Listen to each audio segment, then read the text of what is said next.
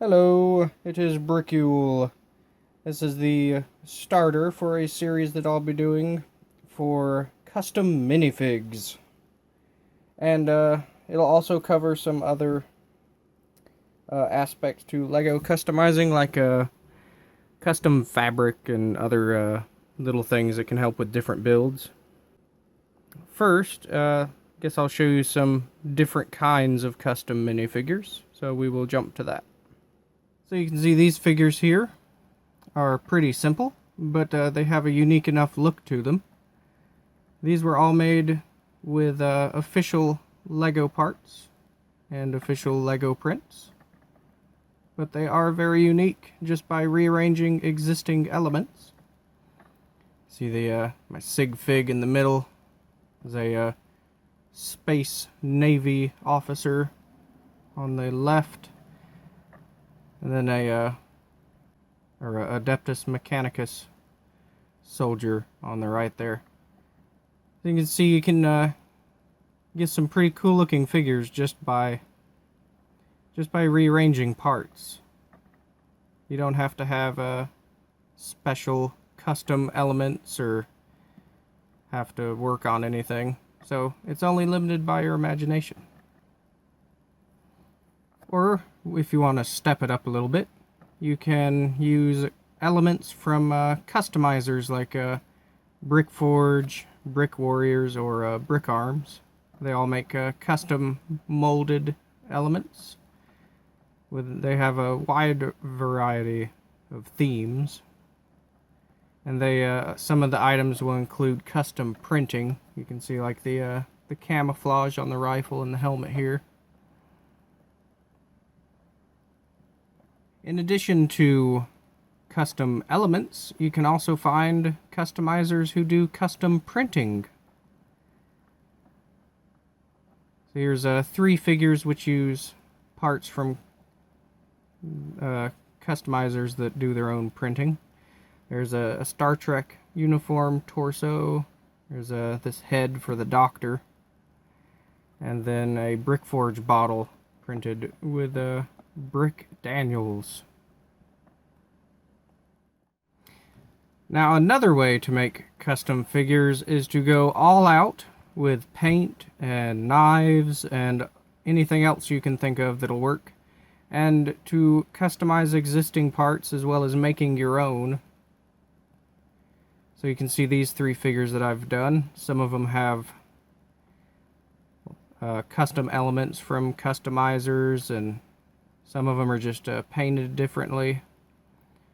And then some of them have parts that I made myself.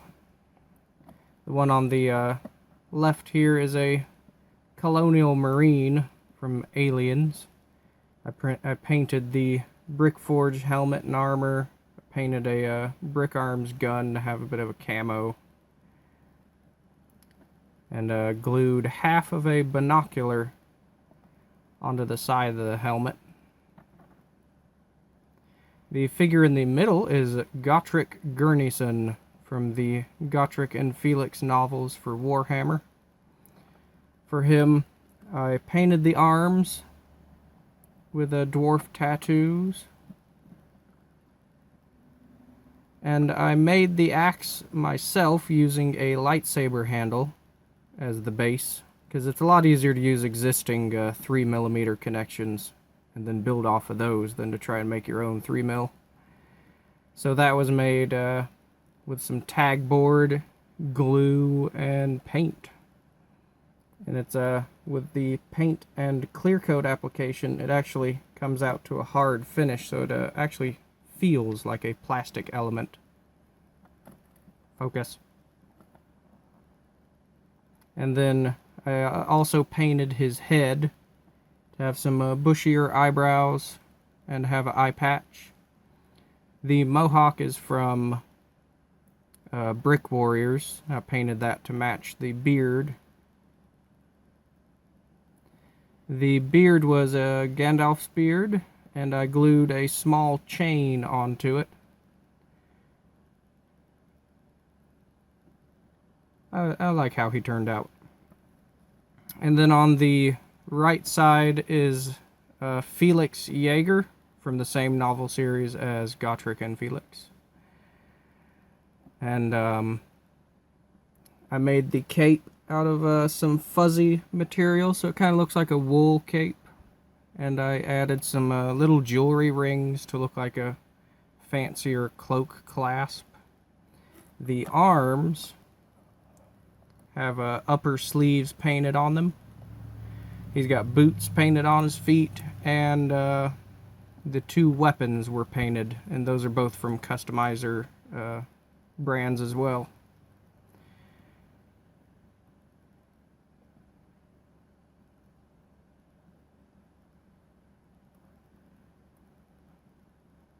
And we're back.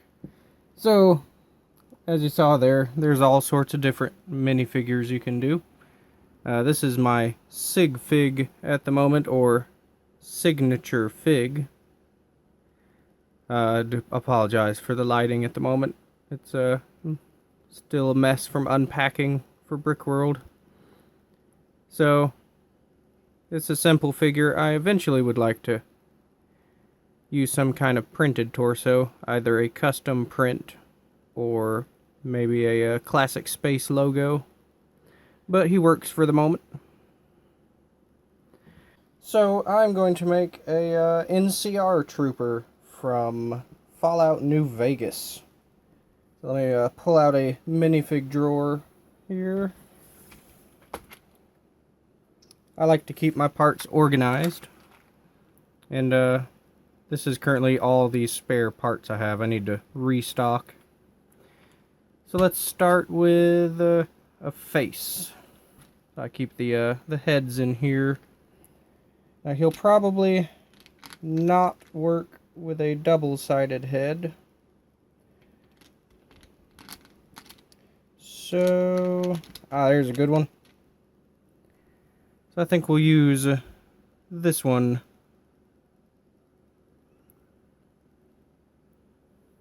And then torso. That's probably the closest I have to work for this figure. Now you could go with a custom print or whatever's. But I'm just going to use this. I like to use as many official prints and parts as possible. So I'm going to change the arms. Now when pulling minifigure arms off, you do not want to pull from here. You want the arms to be straight out. You want to grip the torso to kind of keep the plastic pressed in, and then you bend the arm outwards until it pops off, because after a while, if you're too rough with the arms, the torso will crack down the center. So I'm going to change the arms with light tan, just the standard tan color instead of dark tan.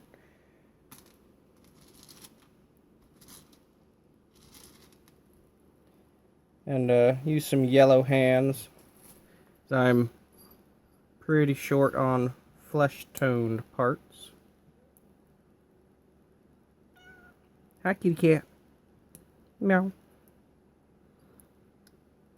And put the head back on there. So it's off to a good start. So he'll need legs. Probably dark tan hips and light tan legs.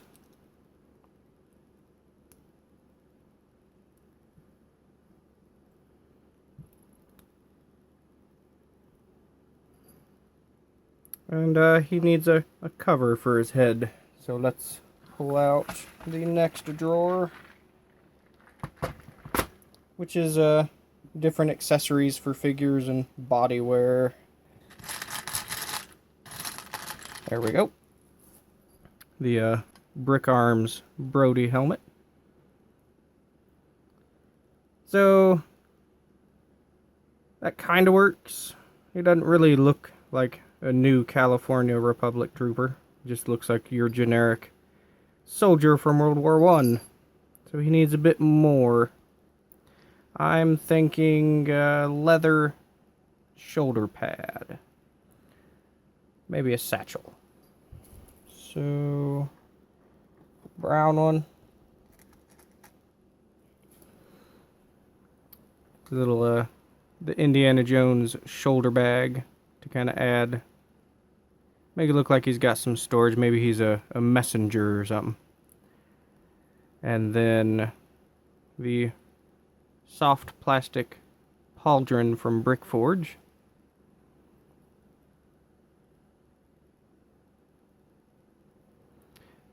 Now, with these two items, they won't fit exactly as they're meant to, because the shoulder bag clicks into the little space where the hips meet, and then this is supposed to have the neck go in it. But with the soft rubber part, you can get away with a bit of different ways to put them on. So you can see the pauldron's not on how it's supposed to, but it's staying on and it's in place, and none of the parts are under stress. So he's definitely looking a lot more like a wasteland trooper. So I kind of want him to have some ammo pouches. Now you can go, there's a few ways you can do that depending on what parts you have. I'm going to use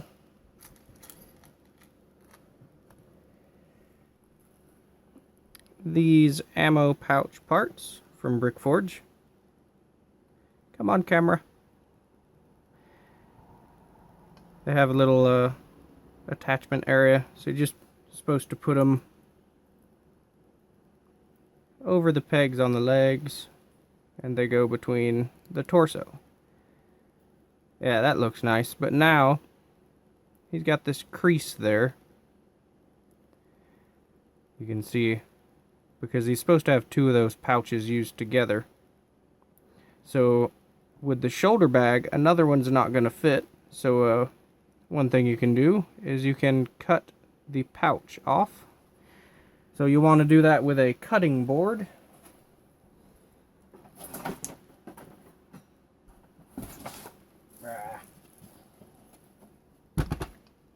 So that you don't mess up any of your plastic containers or your table. And the knives that I always use is just a generic crafting or X-Acto blades. You want to remember to be careful because you don't want to hurt yourself. So then you will just put this down and start cutting there, trying to get the pouch off. Alright, there we go. So then once it gets to a certain point, you can just snap it off. Come on. So it's a fairly clean cut, and you can put that facing the other ammo pouch so that you don't see the rough end on the outside.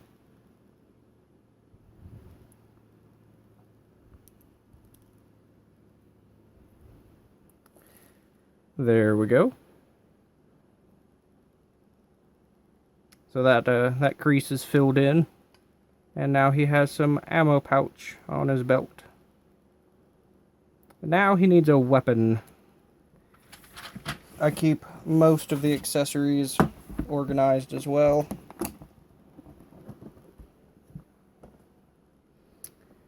Now, with all these parts in little bags, you might think, oh, but then I have to put it back in the bag, and I don't want to dig through it.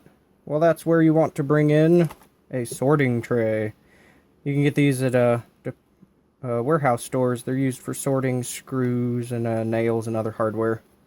But it's got this little spout on one end, so when you're done, you can just pour them back in the bag. So let's see, where are guns? There they are. Let me move the camera up a little bit.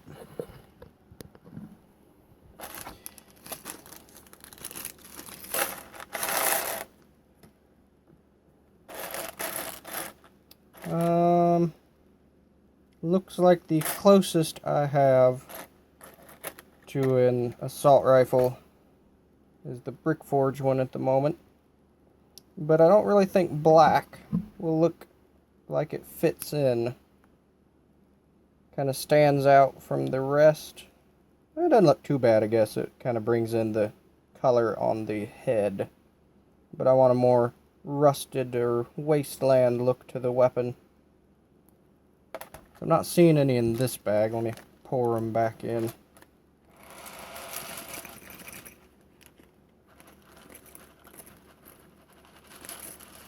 You don't want to go too fast when pouring stuff back in, because a lot of it will just fall out of your bag. Especially if you're using these very small bags. So, there we go. You won't have seen these anywhere.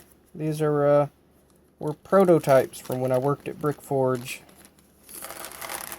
As some molds were done in a color that they haven't been produced in for retail. Yeah, there's one. So I want to use this assault rifle in brass color.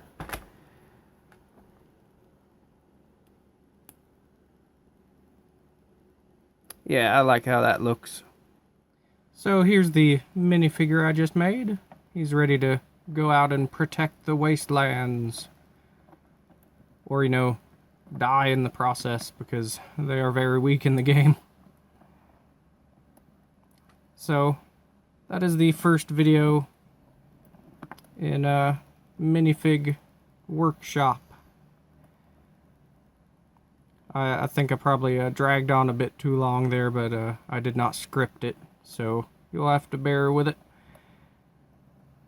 And remember, custom minifigs are only limited by your imagination, and they do not have to be super fancy or complicated, or have all sorts of paint applied to have a unique enough character. And as long as you like it, that's all that matters. Don't let too many people be like, oh man, you should use that one, or why didn't you do that? Just don't worry about it.